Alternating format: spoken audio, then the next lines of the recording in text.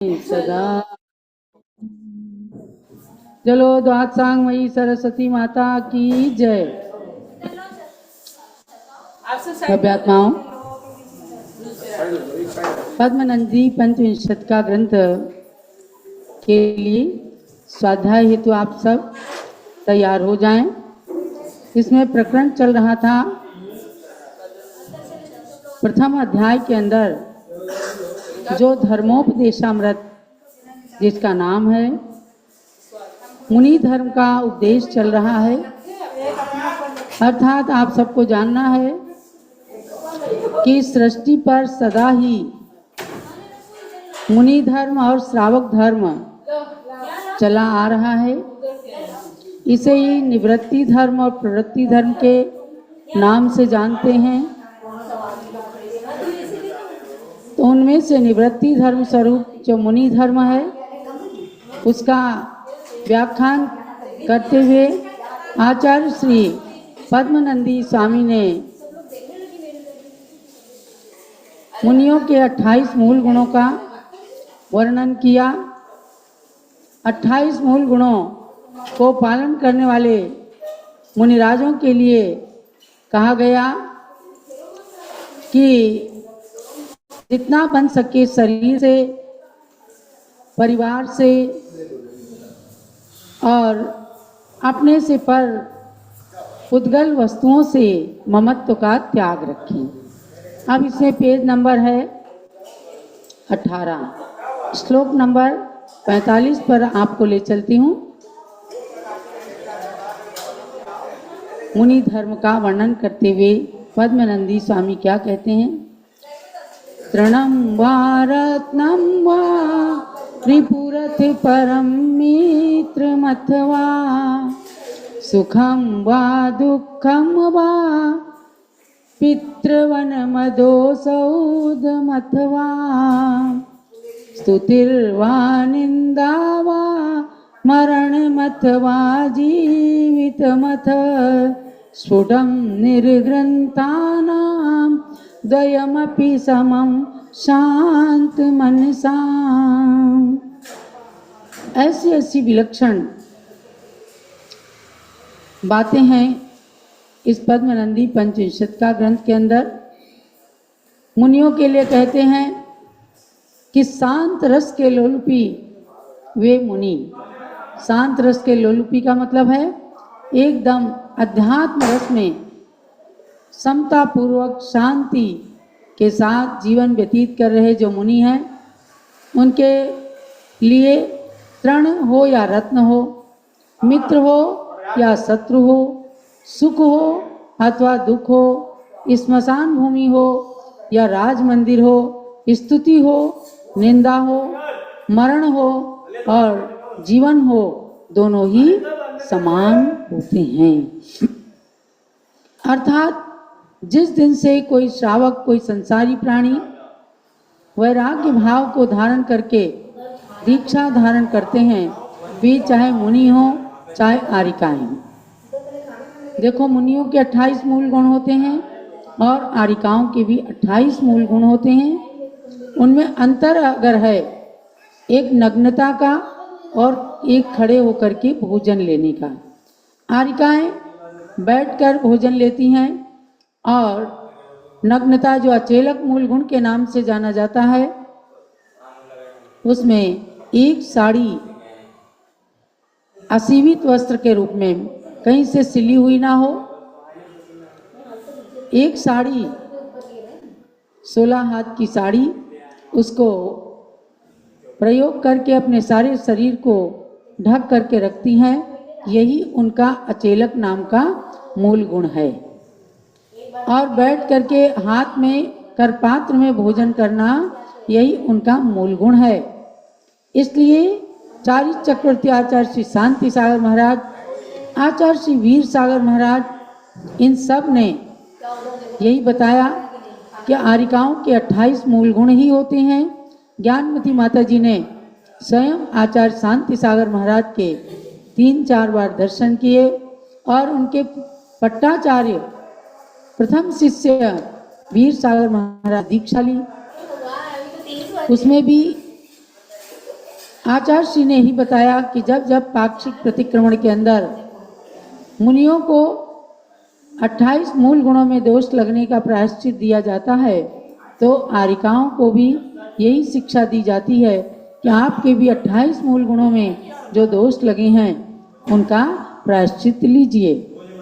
चाहे वो शांति सागर महाराज की परंपरा हो, चाहे आचार्य महावीर कीर्ति महाराज जी की परंपरा हो, इन सब में आरिका और मुनि के एक समान आचरण को, उनकी चर्या को, मूल गुणों को माना जाता है। उनके प्रायश्चित आदि भी एक समान होते हैं, उनके प्रतिक्रमण भी एक समान होते हैं। इसलिए ऐसे संतों के लिए कहा कि अरिमित्र महल मसान कंचन कांच निंदन थुतिकरण हरघाव तारण हसि प्रहारण में सदा समता धरण। ये पंक्तियां कवियों ने रची और इन महान ग्रंथों का स्वाध्याय करके ही तो कवि लोग कविताएं बनाते थे। तो कितना सुंदर रूप इसके अंदर प्रस्तुत किया है आचार्य देव ने कि तृण हो या रत्न हो, यानी घास का तिनका हो चाहे रत्न हो, वे एक समान मानते हैं। ये नहीं है कि उनके सामने कोई रत्न आ जाए तो उसको संभाल करके रखेंगे, उसे परिग्रह मानकर उसे तुरंत छोड़ देते हैं। जैसे कोई घास फूस को छोड़ देता है निर्ममता के भाव से, उसी प्रकार से चाहे तिनका हो चाहे रत्न हो, मित्र हो या शत्रु हो, सबके प्रति समान भाव रहता है। सुख हो चाहे दुख हो, सब में समता भाव धारण करते हैं। ये नहीं कहते हैं मेरे ऊपर विपत्ति आन पड़ी है, मैं बहुत सुखी हूँ, घमंड भी नहीं करते। सुख और दुख में समता भाव धारण करके अपने कर्मों की निर्जरा में केवल लगे रहते हैं। स्मशान भूमि हो चाहे राज मंदिर हो, राज मंदिर मतलब राजमहल हो जहाँ बड़ा सुखिया जीवन होता है, शमशान में भी जाकर के तपस्या करते हैं। और अगर राजा के यहाँ भी आहार लेने गए तो भी वहाँ ममत्व तो नहीं रखते। तीर्थंकर भगवंतों के प्रथम आहार किसी न किसी राजा के यहाँ ही हुए, लेकिन उन्होंने राज परिवार से मोह नहीं रखा, क्योंकि अपना घर छोड़ा, अपना राजमहल छोड़ा, तो अब उनके लिए शमशान और राजमहल एक जैसा हो गया। कोई स्तुति करे कोई निंदा करे, सबके साथ एक जैसा व्यवहार। जैसे आपने सुना है, सबने सुना ही होगा कि राजा श्रेणिक धर्म विद्वेषी थे एक दिन, और उन्होंने एक सच्चे मुनिराज के गले में मरा हुआ सर्प डाल दिया था। जैसे ही रानी चेलना को पता चला, बोले ओ ये क्या किया आपने, नरक का द्वार खोल लिया है, उन मुनिराज के ऊपर ही आपने उपसर्ग क्यों किया। राजा श्रेणी कहते हैं कि अरे वो तो कब के सांप निकाल करके भाग गए होंगे।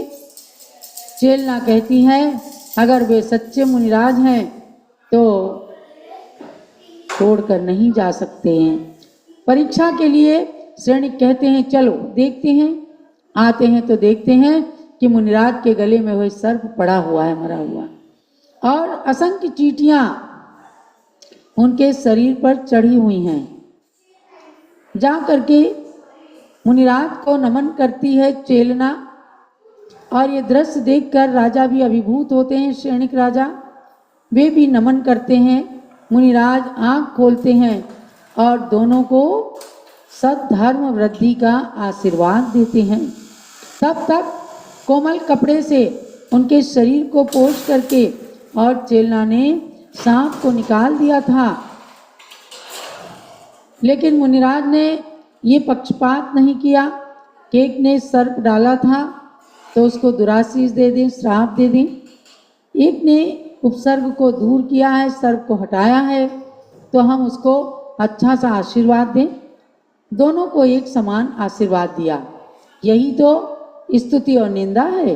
दोनों में समता भाव धारण करने की जो बात आचार्य देव ने कही है, इन्हीं आचार्यों की बातों को जो मुनिगण पढ़ते हैं, अपने जीवन के अंदर उतारते हैं, और वैसा पालन करके वे भी भगवान बनने की श्रेणी में आ जाते हैं।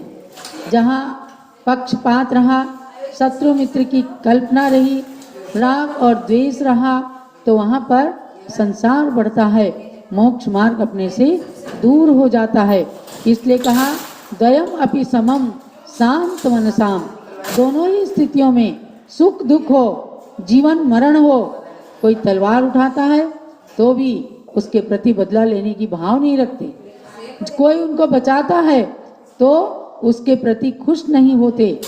अरे साधु तो छोड़ो, अगर सुदर्शन सेठ जिनकी कहानी हम कई बार पढ़ते हैं सुनते हैं कि अगर उनके ऊपर उपसर्ग आया, रानी ने उन्हें व्यभिचारी ठहरा दिया, राजा ने उन्हें सूली की सजा दे दी, तो सुदर्शन सेठ क्या करते? उन्होंने वैराग्य धारण किया कि ठीक है, अगर मैं मर गया तो कोई बात नहीं, अगर मैं बच गया तो अब इस असार संसार के अंदर अब मैं गृहस्थ में नहीं फंसूंगा और मुझे दीक्षा ले लेनी है।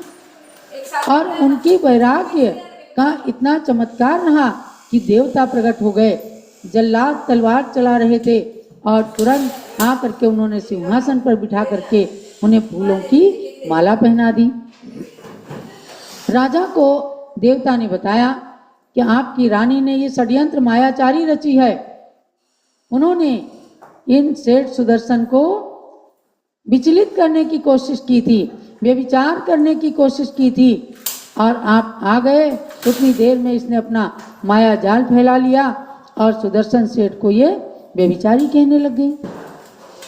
राजा ने जाना, शर्मिंदा हुए, अपनी रानी को प्रताड़ित किया और इस प्रकार से सुदर्शन सेठ ने दीक्षा लेकर के पटना के गुलजार बाग से मोक्ष को प्राप्त कर लिया तपस्या करके। तो ऐसे ऐसे उदाहरण भरे पड़े हैं आगम के अंदर। आज भी संत जन हैं, उनके साथ कोई कैसा ही व्यवहार करे, कोई गालियां दे, कोई स्तुति करे, तो भी वे समता भाव धारण करते हैं और इन ग्रंथों को, इन वाक्यों को पढ़ पढ़ करके मन के अंदर विशेष समता का भाव जागृत होता है। इसलिए इन पंक्तियों को मैं मोती के समान एक एक अक्षर चुना हुआ मानती हूँ। ऐसे महान ग्रंथ को पढ़ पढ़ करके ज्ञानमती माता ने बाल्यावस्था में ही वैराग्य ले लिया था, समझे। ये ग्रंथ जो मेरे सामने है ना, इसका नाम है पद्मनंदी पंचविंशतिका।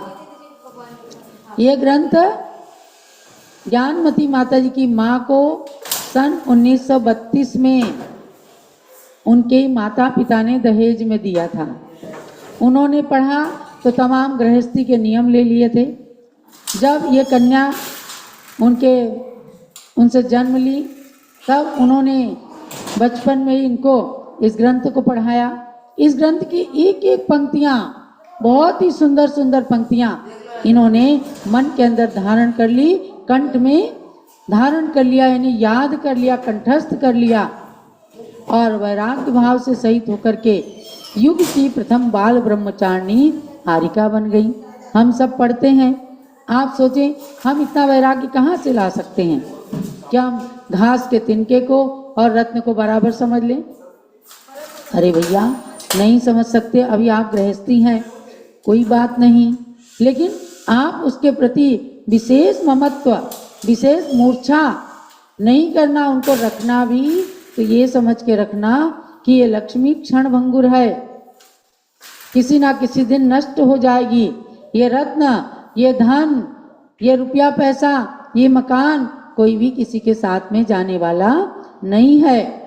कम से कम इतना भी चिंतन करते हुए सारे भोग सामग्री का उपभोग करेंगे तो भी कभी कभी वैराग्य भाव धारण करने से पाप कर्म कम हो जाएंगे और पुण्य कर्म बढ़ेगा। पढ़ते क्यों हैं हम? जो चीज़ नहीं भी कर सकते लेकिन उसको पढ़ते तो हैं। पढ़ते इसलिए हैं कि जिनने ऐसा त्याग किया उनके चरणों में नमन करें और हम उस त्याग की ओर थोड़ा थोड़ा बढ़ें। बहुत सारे लोग परिग्रह की सीमा कर लेते हैं, असीमित परिग्रह नहीं रखते, और बहुत सारे लोग सोचते हैं मार्केट में गए ये भी खरीद लूँ, ये भी खरीद लूँ, ये भी। उनके अंदर गृद्धता, मूर्छा रहती है। क्योंकि उन्होंने परिग्रह का संचय करना अपना ध्येय, अपना उद्देश्य बना रखा है। और कुछ लोग हैं चाहे जितना अधिक परिग्रह है दान देते हैं, गरीबों को उपकार करते हैं, उनका अस्पताल बनवाते हैं, मंदिर बनवाते हैं, मूर्तियां बनवाते हैं। जगह जगह आज पंचकल्याणक हो रहे हैं, तो कैसे हो रहे हैं?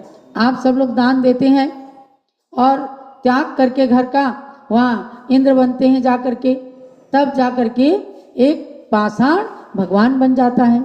तो जो अपने से त्याग नहीं भी हो सकता, उसको त्याग करने की भावना रखना कि भगवान एक दिन मेरे जीवन के अंदर भी ऐसा क्षण आए जब हम सब कुछ त्याग करके और बिल्कुल निर्मोही बन जाएं। यहाँ तो चूंकि धर्मोपदेशामृत के अंदर पहले श्रावक के लिए उपदेश दिया कि आप कैसे कैसे अष्टमूल गुणों का पालन करें, 5 अणुव्रतों को धारण करें। और अब मुनि धर्म का उपदेश है तो मुनियों के लायक कहेंगे कि जब आपने कपड़े उतार दिए, जब आपने पूरे घर का परिग्रह छोड़ दिया, भाई बहनों को, माता पिता को छोड़ दिया, तो हे मुनि आप अपने मन के अंदर पूरी तरह से निष्परिग्रही बन जाओ। इसलिए ऐसे ऐसे श्लोकों को रच करके उपदेश दिया और उन्हें मोक्ष मार्ग में लगा करके शीघ्र मोक्ष को प्राप्त करने का अधिकारी बनाया है। इसलिए आप सब ऐसे ग्रंथ का स्वाध्याय करते रहिए। आज मैंने पुनः इस पद्मनंदी पंचविंशति का ग्रंथ का स्वाध्याय प्रारंभ किया है और इसके अंदर 1-2 दिन में ही मैं घोषणा करूंगी कि आपको कितने श्लोकों की और कब तक अध्ययन करके परीक्षा देनी है, क्योंकि हम चाहते हैं कि आप इसे अच्छे से पढ़ें।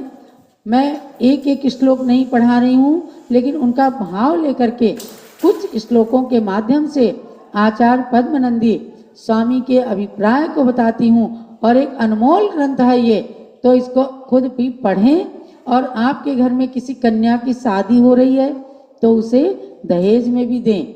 ऐसा नहीं है कि इसको पढ़ करके कोई दीक्षा ले लेगा।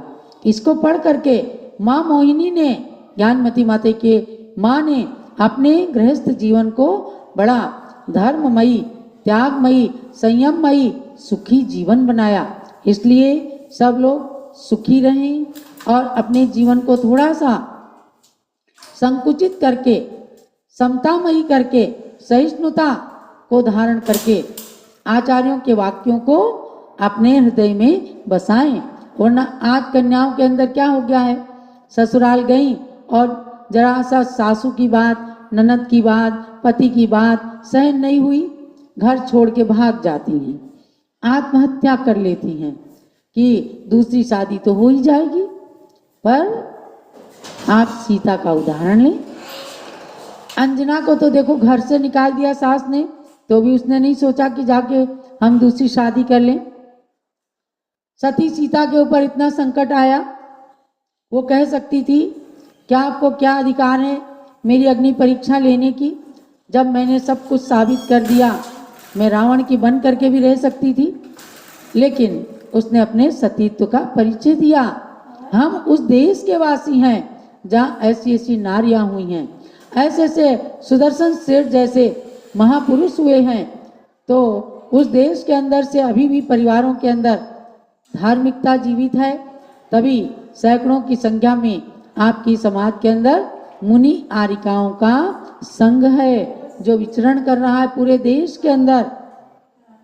आज साधु विचरण कर रहे हैं, देखो आज भी दीक्षाएं हो रही हैं।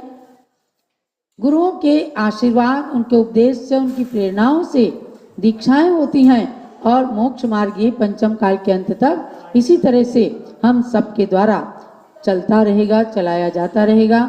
स्वाध्याय करें, ज्ञान प्राप्त करें। ज्ञान अमृत है, इस अमृत के द्वारा अपनी आत्मा को अमर बनाने की कोशिश करें। यही सबके लिए मंगल प्रेरणा और आशीर्वाद है। आज के स्वाध्याय को मैं यही संपन्न करती हूँ और प्रतिदिन जैसे 3:30 बजे स्वाध्याय चलता है उसमें भाग लेते रहें।